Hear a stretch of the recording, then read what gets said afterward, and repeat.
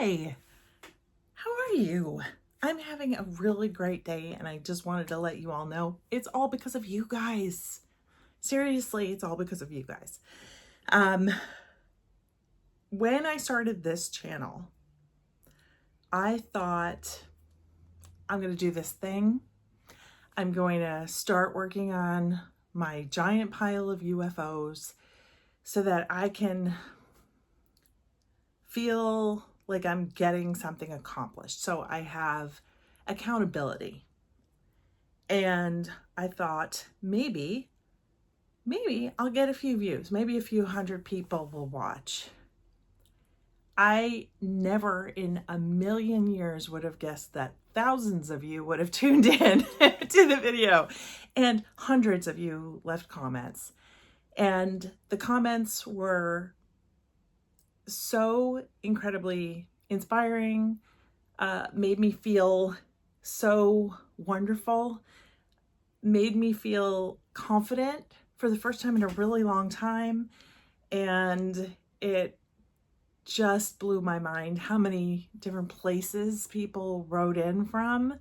So thank you. Thank you so much for subscribing to the channel and for, you know, just following along or wanting to follow along. I guess I just didn't realize that there were so many people out there who were just like me. Whether you struggle with health issues, or perhaps you're just a quilter who's been quilting for a long time and you have a bunch of projects. I was blown away by how many of us are there. And so I thought today I would say thank you. Thank you so much. Every single time that you watch a video on YouTube, that you hit the thumbs up button, that you subscribe to a channel, that you leave a comment, it helps YouTube's algorithm. So if you are loving a video that you're watching, be sure to do those things because it helps a person's channel and it doesn't cost you anything at all to do. It's just being a good person, good neighbor.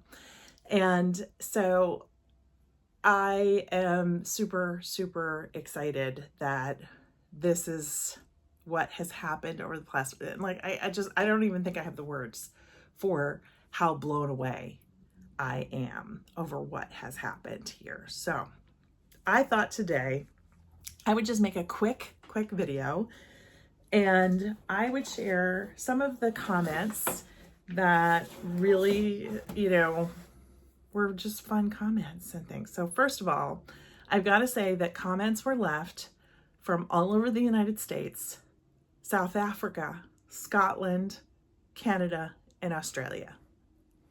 And those were just the people who actually commented where they were writing from.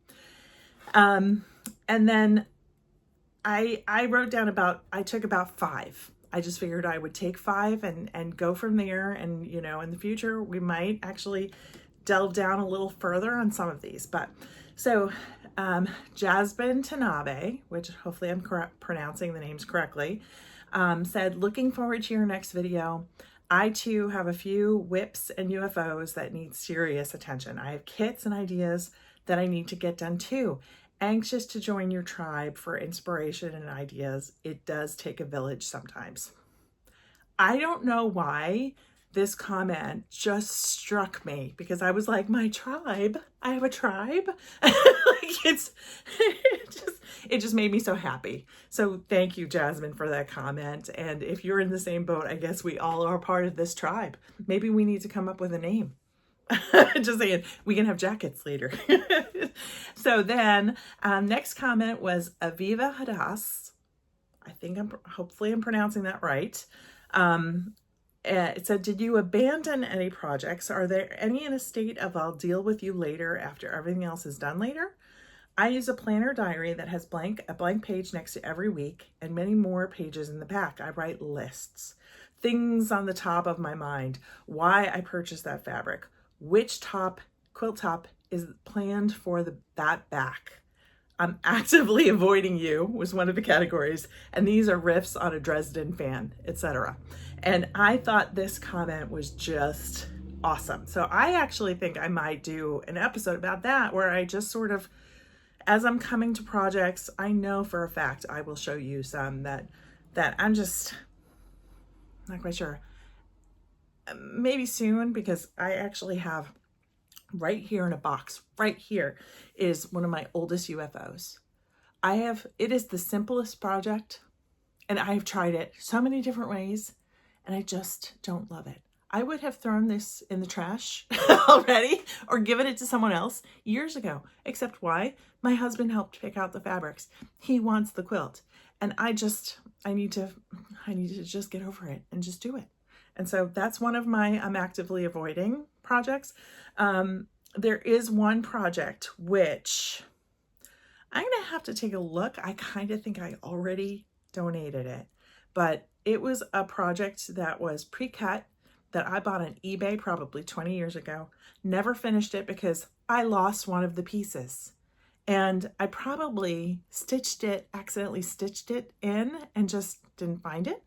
I don't know, but that's what happened. And honestly, I liked the colors okay when I bought it. They were sort of muted and blue and tan, and I kind of liked it. But over the years, I just really was like, what am I going to do with that? Like, I mean, at this point, maybe I could quilt it and like turn it into a coat or something like that. Like I could see doing something like that, doing something else with it, but it might just get given away if I haven't already given it away, which I may have. All right, so we'll revisit that at some point. Deborah Perry Stitcher said, I'm happy I found your channel. I started the year with 10 finished tops. The quilting part is not my strong suit, but I've been plugging away and have finished 5 of the tops. 2 are in the process of hand stitching the binding. It feels good to get them finished. I retired 4 years ago, so I have more time and am slowly working my way through these projects. I've been quilting for 20 years. What kind of embroidery machine did you buy? I think being able to quilt with it would be wonderful. I likely will start showing you that sort of process of this machine. Now, I do a little bit of free motion quilting. I am planning to, as I work on these, sort of get a little more comfortable in the patterns that I use for free motion quilting. Like I definitely want to do that skill. I've tried free motion quilting on this machine briefly, and it went beautifully. Like I honestly felt like, wow, I finally found a machine where I could just stitch and like go. I didn't really have to change any settings. I didn't have to do anything special. It just worked. And so I was really pleased with that. But this machine is a Brother Luminaire 3. I will show a picture of it now. And it is really, it was their top of the line in 2024 and previous to that. They brought in a new machine that's the top of the line. So I got a great deal on this machine at the end of last year. And, you know, I know I'm going to be really happy with this machine for many, many years. I'm thrilled with it so far. Okay, so next comment. Bobbin with Brittany said, excited to follow along. I went in a whip rampage this year, finishing 19 quilts. Amazing, Brittany. I will warn you, you'll be bummed at how long a new project takes that's not already 60% done. So I thought that was really funny because, I mean, I already finished one last week, right? And actually, I'll show you that at the end. So stay tuned for that because I want to show you all the binding, because the binding is really special on this particular quilt that I finished.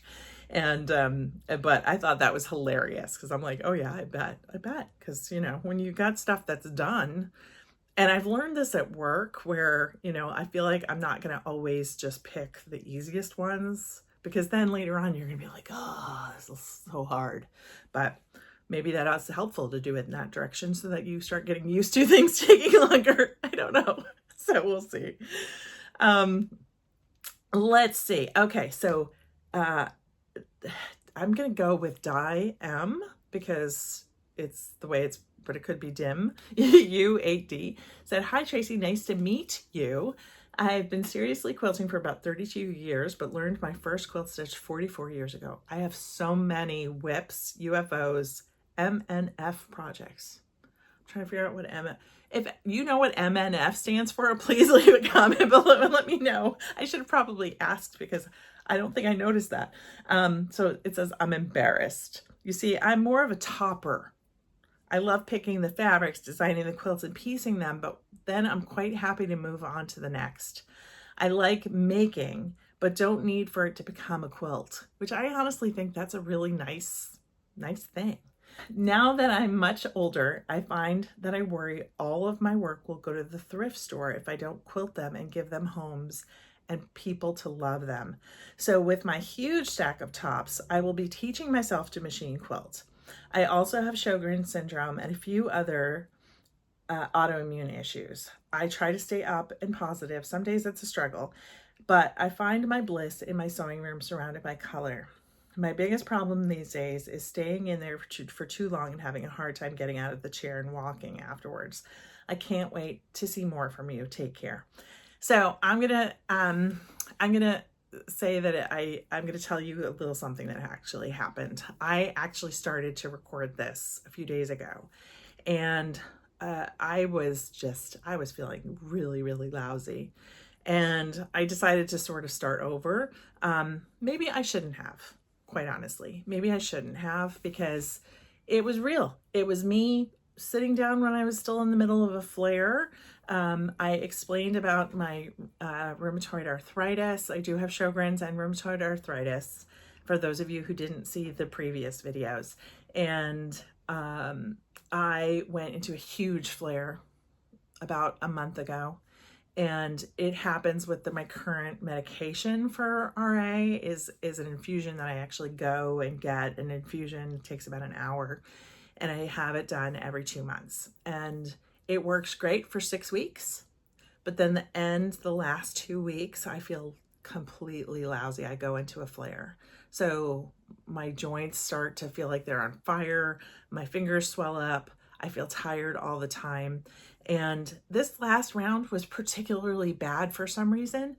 And so usually I get the infusion, I'm tired that afternoon, and then the next day I wake up and I'm like, oh, I feel much better. And that didn't happen this time. And so I feel like my progress on finishing my UFOs has slowed a little bit because of that, but that's okay. I'm just trying to make any progress at all and not stress so much about how much I get done. And I hope that you all will feel that way too, especially those of you who struggle with autoimmune things. The reason I got into this situation was not only because I worked for quilting magazines and I was making color options and doing different projects that, were just sort of didn't need to be completed, but needed to show a new fabric line or something like that. But also because when I first got diagnosed, I actively started to have more than one project going at any given time so that I always had something to work on no matter how I felt. So sometimes when I am in the middle of a flare and I feel terrible, that I just want to be creative so desperately because I don't have any outlet for anything at all. And so that is also part of the reason why I bought this sewing machine, was because I know that I can sit here and drop fabric in the hoop of the embroidery module and do an in the hoop project. And that gives me the same satisfaction as piecing. And I don't have to cut anything. I don't have to, or at least I don't have to be perfect about cutting because it's going to stitch around it. Maybe I just have to trim the fabric away. And that usually I can do. So that is one of those things that, got me into this mess, is because I always wanted to have different projects at different stages so that I always had something to work on, no matter how good or bad I felt or how good my hands were doing. So there you go. All right. So then the last comment that I wanted to read to you was from Ruth Rosler, 3104. And she said, "Hi, Tracy. I love this idea. For everyone who's dealing with physical issues but not ready to throw in the towel, it is encouraging to see how others cope with growing older and dealing with the challenges that come with it. Please say what is real, as in, I didn't film anything because ... We are your quilting friends, and many of us are in the same place. That said, good luck with your new adventure." I was so touched by that comment, and I have to say, while I am just an active lover of all things YouTube. Like I literally every night will watch YouTube over watching TV. But that's generally because my husband watches football and does fantasy football, so he watches every football game. And while I'm okay with like a little bit of football, I'm not okay with a lot of football. And so, I don't get me wrong, don't come for me if you love football. Football is great. I just don't love watching every single game every single week. And so rather than watch something that he'll get annoyed that I went ahead on watching a, series or something, or watched a movie without him, which he does sometimes, I roll. I'll just watch YouTube. And I watch all kinds of fun things. I watch all the quilting things I can find. And then I also watch, I'll watch like true crime podcasts, and I watch lots of cooking channels and shows on YouTube. And so it's my favorite thing. And so while I've been doing that for a few years now and enjoying YouTube from the audience standpoint, I don't think I had any idea what it's like, what a community it's like. Because while I would comment on a post, I didn't interact with any of the other people watching the channels as well. And so I just have to tell you that if you're thinking about creating a channel, you should, because the love you get is amazing. Like all of these people commented and they already feel like they're my best friends. And I am so thrilled. Like I'm actually trying to think of like ways that might be easier and better for us all to interact. Wouldn't that be fun to sort of create a group where we can interact with each other? If you think that's a good idea, I'd love it for you to comment and let me know what you think, because I'm thinking that could be really lots and lots of fun. Also, if you are new here, you can go back and watch the last few videos I've done. I've only done a few. I think this is my 4th video that I've recorded. So there isn't that much content yet. However, there is, a few things for you to watch and enjoy. And if you love it, please subscribe. It is really amazing to me that I'm actually sort of hitting some levels of there's certain things you've got to hit in YouTube to actually monetize the channel. And I've already hit a few of those things already, and it's only been a week. And so this really could be a huge blessing for me and my family if this becomes something that I can actually make a little money off of. So there you go. Oh, before I go, my gosh, I was about to sign off and I looked over, and here is my Halloween quilts that I finished last week. And it's been on the back of my sofa for the past week, and it is, I'll drop in a photo so that I don't have to, show all that, but it's just a super fun quilt. It had a lot of bias edges, which was a little bit of a challenge for me. But one of the things that I had purchased a binding well over a year ago. It's been at least a year that I bought this. I don't even think it's still available, but I had to show it to you because it's so stinking cute. So look at that. It's little bats on this side. And then on the other side, it's little haunted houses. Isn't that the cutest thing? It's not a cotton fabric. So there's like on one of my corners, my corner is a little bit weird, which I didn't love. And I might be able to sort of iron that and poke it a little better so that it lays flat, because I'm sure it wouldn't. The edge is flat. The corner's straight. It's just that the binding was a little bit weird. But other than that, I am so excited about it. And I'll actually show you. I've got a little scrap of the binding right here. So this was one side of the binding. And so you would sew it, and depending upon which side of the quilts that you put it on, would choose the design, right? However, on the other side, there were spiders and witches with the little moon. Isn't that adorable? I thought about doing that one just because I thought the spiders were really cute.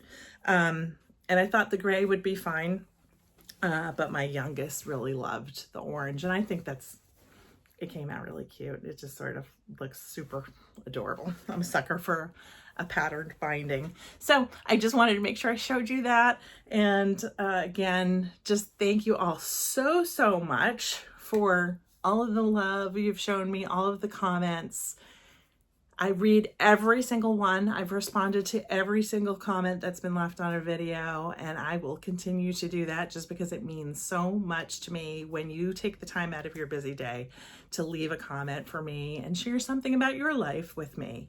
So that it makes me feel less alone, and it makes me feel like we are friends. And so thank you all so much for being a part of this journey as it begins.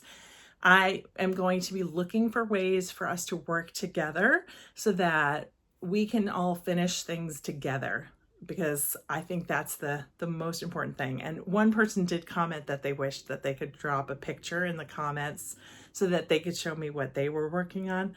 I agree 100% because I would love to see what you all are working on too. So let's think about how we can create even a greater community than we've already got started here in 1 week's time. Well, it's about a week and a half now, but anyway, thank you so much. I will see you on Monday with showing you the progress of my UFOs this week. See you next week.